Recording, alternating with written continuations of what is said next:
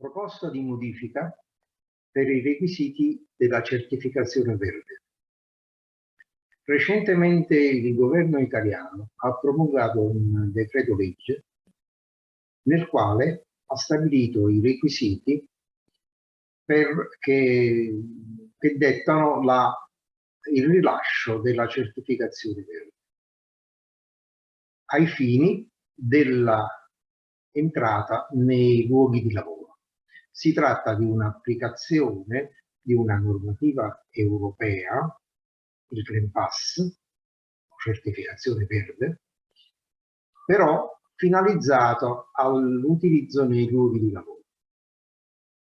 E senza specificare tutti i requisiti che sono stati stabiliti per il Green Pass, tra essi è previsto, tra quelli che non vogliono vaccinarsi, i cosiddetti Novax, l'uso di un tampone molecolare da effettuare ogni 2 giorni, un tampone rapido, che attesti l'assenza di infezioni in quel momento. Ora, dopo questo decreto legge, in particolare dal 15 ottobre in poi, ci sono state molte proteste e disordini. Allora io vorrei dichiarare, senza entrare minimamente nel discorso politico e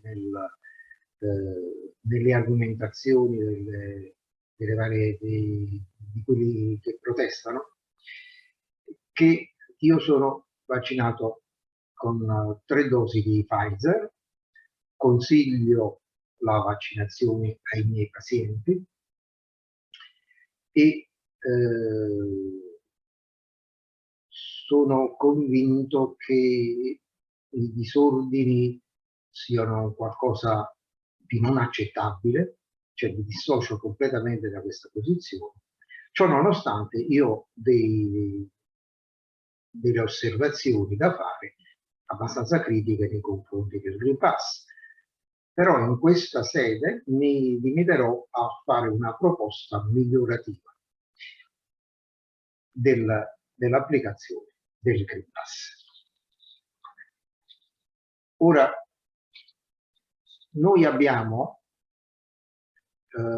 come test per attestare l'assenza di malattia essenzialmente 2 metodi. Uno si chiama è il test antigenico rapido e un altro è il test serologico. Nella certificazione verde è stato scelto di applicare il test antigenico. Esso consiste nel prelievo di materiale dalla mucosa nasale e quindi si effettua un test molto rapido che in 15 minuti dà un risultato.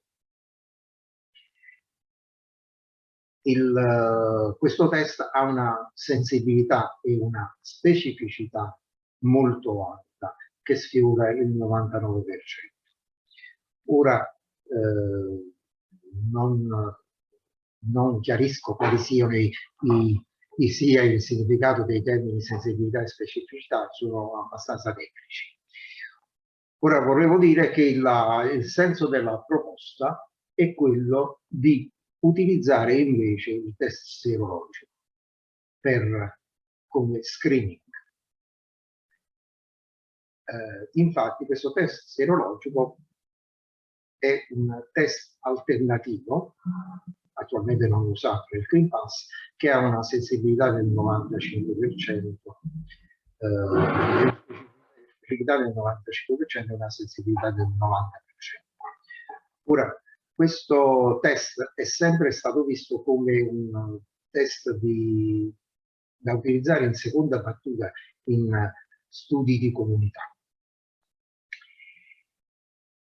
Invece è abbastanza interessante perché invece di rilevare un risultato puntuale della storia clinica del paziente, cioè la presenza di infezione, è sensibile alla presenza di una storia clinica remota. In particolare, per chiarire il concetto dobbiamo specificare quali siano i meccanismi di immunità. I test disponibili, abbiamo detto, antigenico e serologico. Esiste un altro tipo di immunità che è l'immunità cellulare, però al momento non esistono test rapidi per la valutazione dell'immunità cellulare, la quale si può studiare solamente in laboratorio con attrezzature particolari. Ora, il test sierologico rileva la presenza di anticorpi che possono essere di due tipi: immunoglobuline di tipo G e immunoglobuline di tipo M. In generale la immunoglobulina di tipo G testimonia l'avvenuto contatto con l'agente patogeno in un tempo più o meno remoto. Nel caso del Covid, da almeno un mese a anche più. Nel caso delle immunoglobuline di tipo M, invece, esse testimoniano l'avvenuto contatto con l'agente patogeno in tempo recente. Significa questo che potrebbe essere una settimana, massimo un mese. Quindi diciamo che il test sierologico che fornisce il risultato di entrambi i tipi di anticorpi ci permette di capire qualcosa del passato del paziente. E in particolare noi possiamo avere, avendo due tipi di anticorpo, 4 possibilità. Possiamo avere IgG positivo, IgM negativo, IgG positivo, IgM positivo, IgG negativo, IgM positivo, IgG negativo, IgM negativo. Allora, soffermandoci sulle cose fondamentali, se noi abbiamo un risultato del tipo IgG positivo e IgM negativo, vuol dire che il paziente ha avuto un contatto remoto, ma non recente. Quindi vuol dire che probabilmente ha contratto la malattia o è un paziente asintomatico con una malattia che si è espressa poco, ma in tempo anteriore, in questo momento, non è in una fase di contagiante. Questo tipo di paziente può essere considerato analogo al soggetto che ha contratto il Covid in passato ed è guarito, che nei requisiti della certificazione verde è inserito tra quelli che possono andare nei posti di lavoro, accedere ai posti di lavoro, in quanto non sono pericolosi. Quindi questo tipo di soggetto, il GG+, il GM-, potrebbe essere catalogato come soggetto che ha già contratto la malattia. Ora, dal momento che noi siamo in una fase avanzata di epidemia, è molto probabile che una buona parte della popolazione italiana sia venuta a contatto con il virus e che quindi si possa trovare un profilo di anticorpi di questo genere. Questo significa che noi potremmo scremare la popolazione da testare, perché una volta che è stato rilevato un profilo IgG+, IgM-, possiamo inserirli tra quelli che sono protetti. Ovviamente non si tratta di vaccinazione, ovviamente non si tratta di un Covid certificato al momento della malattia, e quindi non sappiamo il momento di origine del contatto, e quindi potremmo pensare a un tempo ridotto di certificazione verde, che potrebbe essere 6 mesi, ma a mio parere, questo è qualcosa che spetta al Ministero stabilirlo, si potrebbe estendere anche a un anno, in quanto gli anticorpi si è visto che possono durare anche 8 mesi e anche più. Bene, un profilo invece IgG negativo, IgM negativo, significa che il soggetto non è venuto minimamente in contatto con il virus e quindi va testato con il test antigenico rapido da ripetere ogni 2 giorni. Gli altri tipi di risultato che si possono avere dal test sierologico vanno trattati come soggetti che hanno un sospetto di malattia in atto e quindi devono essere testati con antigenico ed eventualmente possono imparare in un controllo periodico con test antigenico oppure essere considerati malati e quindi devono fare una terapia, una quarantena e al termine ottengono il Green Pass perché sono stati malati. Allora, questo modo di procedere ci permette di eliminare una buona parte della popolazione e ridurre il numero di tamponi da effettuare.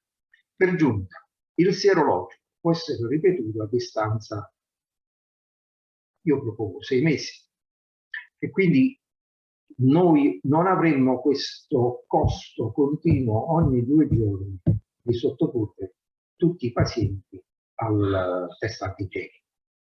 Il costo sarebbe ridottissimo, perché ogni 6 mesi un sierologico che costa sui 5-6 euro, anche meno, rispetto a un antigenico ripetuto ogni 2 giorni.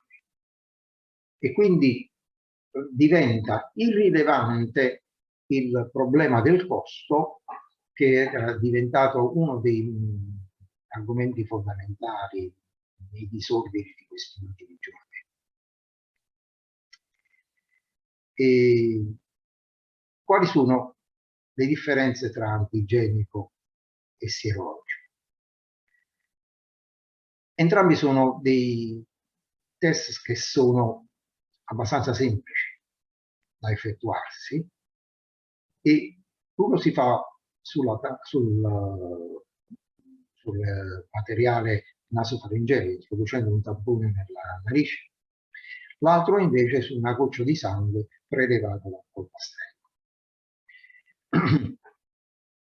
Ora, c'è un risparmio prevedibile. Noi siamo in una fase di remissione dell'epidemia. In questa fase il numero dei positivi che rileviamo in ogni volta che saggiamo i soggetti è un numero ridotto, il che significa che in questo caso se dobbiamo testare, esclusi i vaccinati, esclusi tutti quelli che possono essere, che sono previsti dal decreto, se testare tipo 2 milioni di persone che non si sono volute vaccinare, una volta se effettuiamo il test antigenico su 2 milioni di persone, il numero che uscirà positivo sarà basso e lo andiamo poi a sottrarre perché entrano probabilmente in terapia o in quarantena, ma resteranno sempre sul livello dell'ordine di 2 milioni, che significa 2 milioni di tamponi ogni 2 giorni, da sostenere da parte dello Stato o privatamente. E qui sorge diciamo la protesta. Il sierologico andrebbe effettuato sempre su 2 milioni di persone e, prima di tutto, in base al risultato, darebbe una scrematura iniziale che non so quanto potrebbe essere, non so prevedere, ma io penso che già dai 500 fino a 1 milione potrebbero risultare i GG più IgM meno, perché molte persone hanno avuto contatto con il virus e magari molti asintomatici. Questo significa ridurre il numero dei tamponi e poi va fatto ogni 8 mesi, io propongo 6 mesi. Quindi il costo, se sostenuto privatamente, del tipo un 5 euro, 10 euro per soggetto, è irrisorio. E anche se sostenuto dallo Stato non diventa una cifra astronomica. Quindi questo è un metodo che permette di ottenere un notevole risparmio. Ultima cosa che vorrei dire, oggi c'è la tendenza a vedere come bersaglio da raggiungere l'immunità di gregge. Ora, in primo luogo, c'è differenza tra immunità di gregge per una malattia e immunità di gregge di un'altra malattia. Generalmente si dice che il livello si raggiunge al 95% di soggetti vaccinati, ma dipende dalla singola malattia. Il 95% è un termine molto vago. Allora, in primo luogo, l'immunità di gregge per i virus tipo Wuhan, il ceppo italiano, il ceppo inglese, eccetera, eccetera, potrebbe essere di, diciamo, 90%, ma noi non conosciamo ancora quale sia la soglia dell'immunità di gregge della variante Delta, che è quella che oggi è diventata predominante, ma non è ancora ben studiata per ottenere certi valori. Questa cosa, diciamo, parte dal fatto che noi come scopo abbiamo quello di raggiungere l'immunità di gregge. Ma io vorrei mettere in crisi, in senso buono, questo concetto, perché dobbiamo fare delle considerazioni. Allora, l'Italia ha dei contatti con vari paesi. Allora, chiamiamo questi paesi primi vicini, quando c'è un interscambio di individui, un passaggio di individui da un paese all'altro, frequente. E allora, non lo so, abbiamo un frequente interscambio con la Francia, con la Spagna, per esempio, con gli Stati Uniti. Quindi non è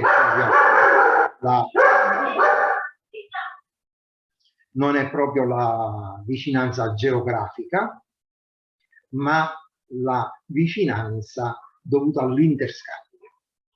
Ora, questa vicinanza fa sì che se in un paese vi è un livello di immunità alto e nell'altro un livello di immunità basso, si creano dei problemi nell'interscambio, che non è solo quello del contagio, perché noi possiamo mettere dei requisiti per il passaggio della frontiera, ma sempre qualcosa scappa.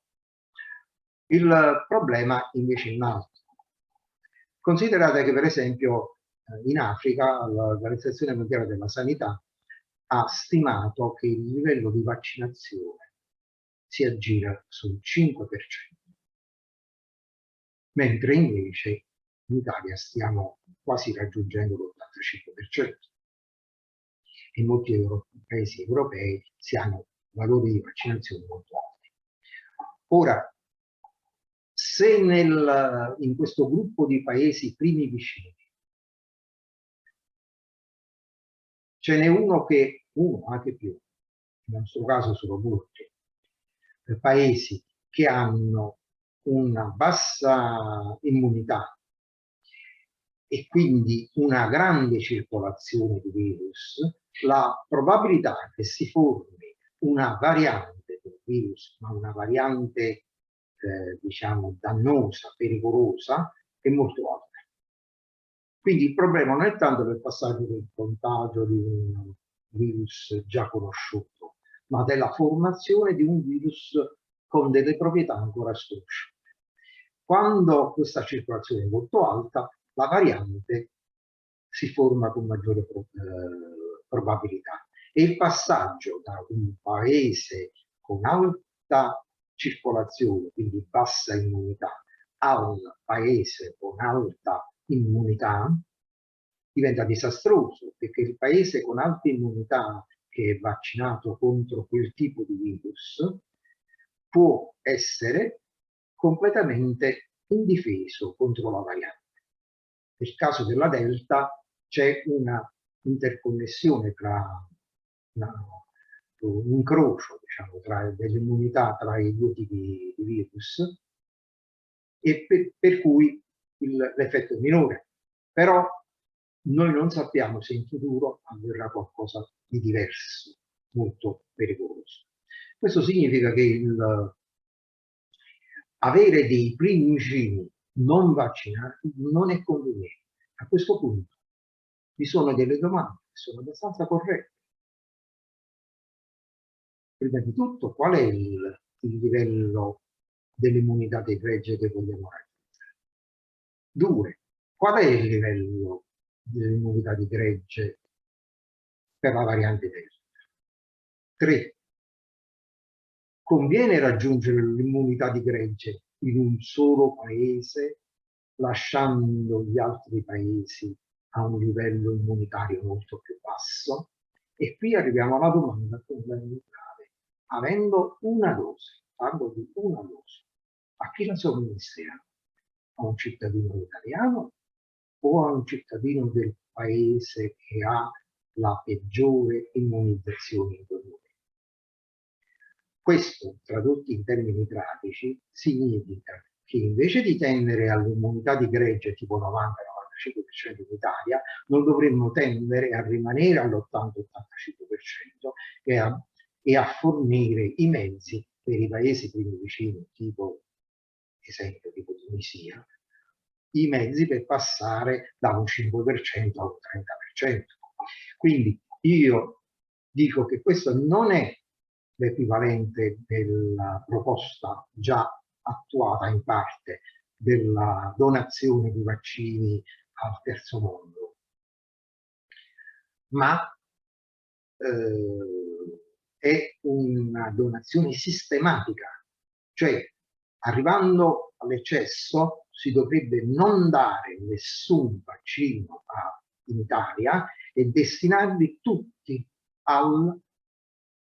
ai paesi primicidi, perché questo, ve lo dico, è nel nostro interesse, non solo per diciamo, interessi umanitari che sono importantissimi, ma anche nell'interesse nostro, perché se c'è una variante che ci arriva da noi ed è una variante ancora più pericolosa della variante Delta, non ci sarà modo alcuno di fronteggiarla.